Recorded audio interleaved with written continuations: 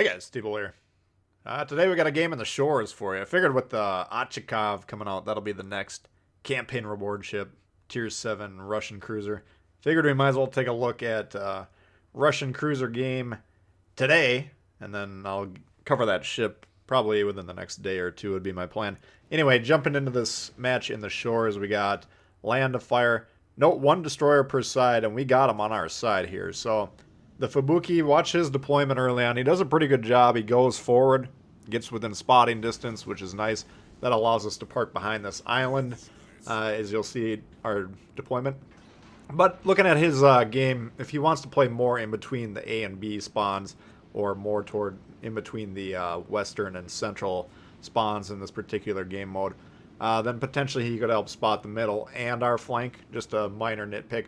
But overall, he's moving forward. He's not hiding behind islands, and he's allowing us, as a very fragile cruiser and as a long-range cruiser, to not have to do anything crazy and not rely on ourselves for spotting, but we can capitalize on what he's going to provide us. So, you know, good deployment from the destroyer, always a breath of fresh air when they're not lollygagging in the background or they don't pick up the controller for the first 5 minutes or whatever. Anyway, he goes ahead and spots the California. Now we're going to go ahead and turn. That helps slow us down anytime you're trying to park your ship. If you can kind of turn while you're doing it, that should slow you down. We don't want to get stuck behind that little top peak there, so we pull forward a little bit. And then Nürnbergo pops up here. And of course, we're going to want to take some shots at him. California, yeah, we could gut him down, start some fires, whittle him down over time, but it's going to take several minutes for us to do anything. Nuremberg, we got the AP loaded for him, discharge that load, and then we got the GWEP. So we immediately switch back to the HE. And now here's a mistake. We're going to lose track of this guy, and I'm not going to pop the radar. Now, in this instance right here, backing up to protect ourselves from the California, probably don't want to pop the radar just yet. But as I'm moving forward here, deciding, okay, I got to disengage from this position because our Fubuki is sitting in the cloud. He's not spotting anything. This is no longer tenable. At this point in time, I should go ahead and pop that radar. I kind of forgot about the radar for the first few minutes of this game, just because I haven't played the shores in quite a long time. But we'll see as soon as I remember that we got the radar, we'll go ahead and deploy it with pretty good effectiveness throughout this match. Now, I want to talk about longer range cruisers and the radars as the match goes on, so hopefully I can maintain my focus there. But it's kind of a contrast to the American cruisers, which are typically going to be more frontline. You usually want to get those cruisers as close to the front of the battle as you can, at least in my approach to those cruisers. And that means those radars are going to be utilized differently than these type of long-range cruisers like you're going to have with the Russians. So a little bit different of a approach, but here we're going ahead, we whittle down the Nuremberg. And now that protects our Fubuki. The Fubuki was imminently afraid of the Nuremberg, as he should be. The Nuremberg and any German cruisers, very dangerous. And here you'll see the radar animation. This is the first time we'll see this on my channel. I always thought, until I got the PlayStation 5, that you would see this animation from any ship on your team that deploys the radar. And I thought that would be really cool and helpful. I haven't seen it, and I'm pretty dang sure that's not the case. I think it's just on your screen when your ship pops it, which means it's just purely cosmetic. There's no benefit to the game. That'd be a great suggestion for wargaming, though. If it's feasible, put that radar animation on any friendly ship that's deploying that radar. That would give everyone on the team the information they need to understand that the radar has been deployed. Hopefully that'll catch their attention. They'll say, oh, there's the destroyer, let's all shoot him, and the destroyer goes down. That's the goal of any radar that you deploy. You want to kill the destroyer. Budione, we got a nice cross-map, crossfire shot, trying to whittle him down, actually trying to wreck him with the AP, but he just turned out of that first salvo. And then the GWEP pops back up here. And we do have the angle. I'm trying to maintain my angle around that island. If you see on the map there, I do need to disengage around there, so I don't want to get too haywire. But luckily, we were able to get the shots on the GWEP, and us in the Fubuki are shooting at him. Now, this is a long-range shot.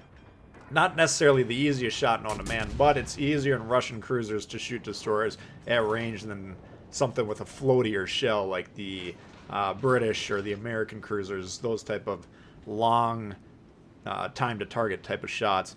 So Russian cruisers, you got to be shooting the destroyers whenever you see them. You're kind of the best type of cruiser in the game, shooting those destroyers long range. So practice those shots, make sure you're working on them. But now we're disengaged. He did kill our Fubuki, and watching this game back, I've been trying to decide, should we have aggressively attacked that GWEP at this point in time?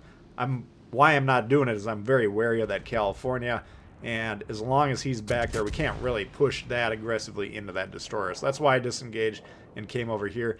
I also want to get some movement going here. You can see my team's well spread out. They got good position horizontally across the map, but they're not really achieving much with the depth in terms of moving forward. And the red team essentially occupies the middle of the map, or the equator. We occupy the North Pole, which is basically sitting in our spawn. Again, spread out, which is better than all clumped up together in a gravitational object in the base. But we still want to be moving forward. That's kind of why I don't really like the Russian cruisers, because they are backline cruisers, and I don't want to push in with them in most instances. But I also feel that in most games, until your team sees someone moving forward and like making stuff happen close range, which seems to be often to fall on my shoulders, there a lot of times I'll just sit back here and wait for the enemy to push into them, which is disadvantageous. So just due to the fact that these cruisers are best positioned towards the rear, and the fact that I usually want to be more of a, you know, an inspiration or a vanguard type of position or whatever, however you want to conceive of it. I mean, this just doesn't really fit with what I'm usually trying to help the team accomplish. Anyway, we're able to take him down there, the Helena. Byron coming in. Now the Byron pushing in here. That's a dangerous ship. One of the reasons the Shchors is pretty difficult to play is it's got a very ponderous turn circle. I think it's one of the biggest turn circles in the game, and it's doesn't really have the armor scheme to withstand a lot of the battleship shots. So any high caliber battleship guns, Byron included, you know, you got to be pretty wary of those. So we got a kiting formation going here. I could probably tighten up that angle on the bottom of the screen there on the diagram just a little bit, maybe point the rear just a couple more degrees towards him. But overall, we're just kind of playing with the speed, and he's shooting HE. Anytime the battleship's shooting HE at you as a cruiser, you can kind of breathe a sigh of relief, since that's usually a misallocation of shell selection, I guess, or it's a mistake in terms of shell selection, in which case you're probably dealing with someone who doesn't have the experience to understand that the AP would be much better in this situation. So you don't want to take that for granted. You know, maybe they had the HE loaded thinking there was some other reason they were going to use it or whatever. But again, another salvo here, and that just really not making me, you know, that fearful of what he could potentially do to us. So we go ahead and whittle him down along with the rest of our team. 3 kills there. We're spotted. Now I'm looking on the map. Why are we spotted? All right, and I'm not seeing anything. There's the Leander. He is within our max firing range, so he definitely was spotting us.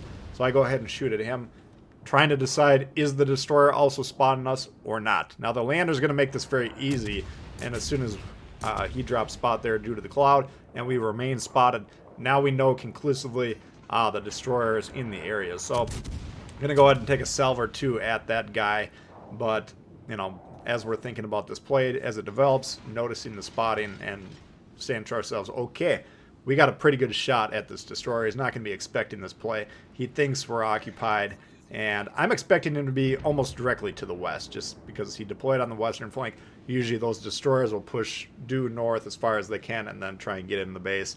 That's very common pathing, but he ends up being more to the south. But basically I'm checking here what's my radar range, and then you're going to see me begin to turn because I'm expecting him to be due west. But then as soon as we pop the radar, there he was, and we're going to go ahead and take the shot and get that off and go ahead and kill him. But when we're deploying these radars at range like this, you know, we can still look for opportunities to understand, okay, there is very likely a destroyer in this area, and we do have long range, relatively short duration radar. But due to the fact that we got really long range radar on these Russian cruisers, we can kind of catch them not expecting those type of radars. Usually, you know, if you're in a destroyer and you got an American Baltimore, you know, front line in it, for instance, usually that should be at the top of your mind. Okay, this guy's got a radar. I got to watch out for that thing. But if we're dealing with a cruiser that's in the back, just kind of sailing around, kiting, trying to deal sustained damage throughout the match, radar doesn't always pop into the thought process. And once again, I forgot that the Shchors even had a radar. I remember last stream we were trying to decide if it did or not, and playing the ship, I remember having refreshed my memory. Anyway, we hadn't got the Kraken, and luckily there we didn't blow up. He shot at us, potentially could have blown us up there. But here, I want to explain to you what I'm doing here, because look at where he is on the map. He's pointed directly at that island. We're going to be using the map, and we're going to be using that torpedo indicator to decide where is he going to go. And we're also going to be using our knowledge of what ships are likely to do, and this comes with experience. Because right now he's turned towards them, and I'm thinking, okay, if he's actually going to sail into the rest of my team, then we're going to have to turn back here. And I'm confirming that that's what he's doing with the torpedo indicator. But in my mind, there's no way he's going to go back towards the middle, because again, he's going to be pushing into a 1v everything, 1v6 or whatever it is at this point in time.